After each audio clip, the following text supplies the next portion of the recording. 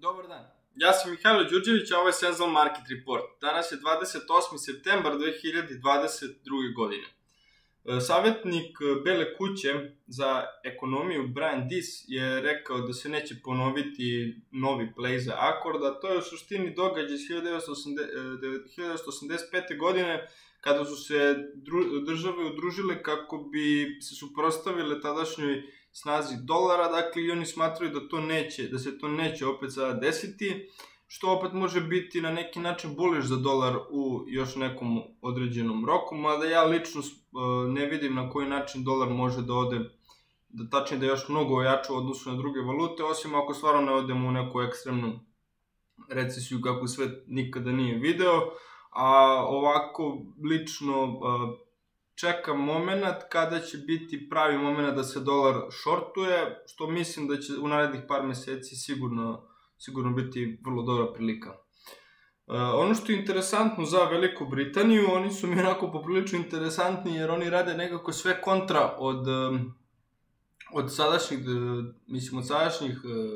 sadašnje, da kažemo, te globalne politike. Dakle, prvo su krenuli sa fiskalnom stimulacijom za svoju privredu, a sada i kreću sa QE-em, dakle kvantitativnim olakšavanjem, krenut će da kupuju svoje obveznice koje imaju datum dospeća od preko 20 godina i namenili su tome oko 5 milijardi funti po aukciji, što znači da će to uticati na to da prinosi na obveznicu u Velikoj Britaniji te dugoročne padnu, već tačnije i pale, i vidjet ćemo dakle šta će se dešavati u nastavku. Takođe i neki visoki zvaničnici iz, naprimjer, Svetske banke su kritikovali Veliku Britaniju i njen način kako se ophodi prema i svojoj i globalnoj ekonomiji, jer smatraju da primarni fokus svih država treba da bude na obuzdavanju inflacije. Od makroekonomskih vesti imali smo u Nemačkoj JFK, German Consumer Climate, koji je pao 42,5, projektovan je pad od 39. Italijanski Business Confidence 101,3, projektovano je 102,1, znači bolje od očekivanja. Italian Consumer Confidence 94,8, projektovano je 95,1, znači malo lošije od očekivanja. U Americi Wholesale Inventories month over month 1,3%, projektovano je 0,4, što generalno im nije baš dobra vest. Ja obraćam pažnju na ovaj makroindikator jer može nam pomoći u određenim, kad su određene kompanije u pitanju upravo te koje rade wholesales. Dakle, u suštini veleprodaju. Imamo kasnije u Americi u 4 sata pending home sales. Fed chair Powell će pričati isto nešto posle 4 sata. Crude oil inventar. I možemo reći da je to od današnjih makroekonomskih vesti. Od rezultata kompanije imali smo Paychex koji je objavio dobre rezultate, oni su imali beat na revenue i earnings per share. Oni rastu 3% u pre-marketu. Cintas je takođe imao beat i na revenue i na earnings per share.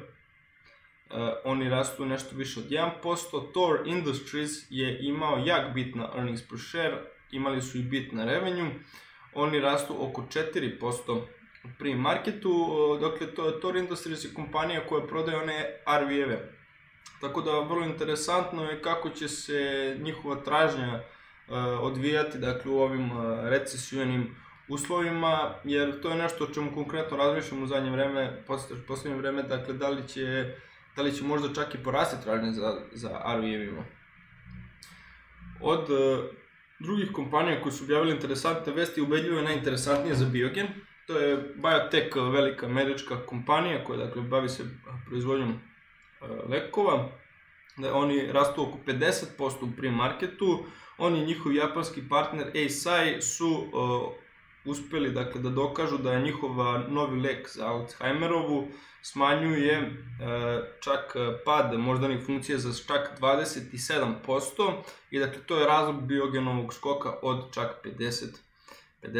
Lyft je rekao da će zamrznuti zapošljavanje svojih kadrova i oni padaju 2,5% u pre-marketu. Još jedna interesantna stvar, to je za Apple koji je očekivao da će im biti velik porast tražnje za novi iPhone 14, što se i nije desilo, tako da oni neće povećavati svoju proizvodnju. Tržište je očekivalo da će Apple povećati svoju proizvodnju i zato ih sada kažnjava i padaju 4% u pre-marketu. Walt Disney će zatvoriti svoja 4 tematska parka u Floridi zbog uragana Ian kategorije 4. I imamo BlackBerry koji je objavio rezultate. Oni su objavili gubitak manji od očekivanja i revenue koji je bio viši od očekivanja analitičara. Cyber security prihodi su im pali. Zato kažu da su njihovi korisnici uplašeni zbog trenutne situacije, ali opet cyber security je segment za kojim postoji i čak i sada velika tražnja, tako da mislim da za BlackBerry ovo uopšte nije dobar izgovor.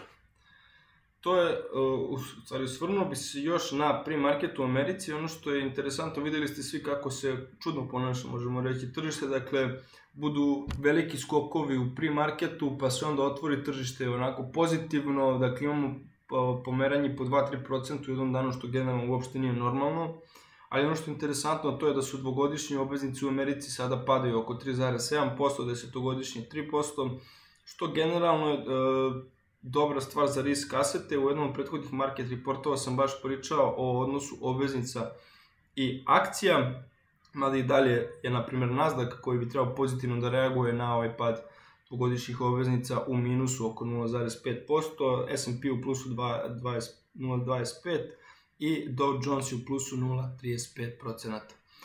To je to za danas. Hvala vam i vidimo se na berzi.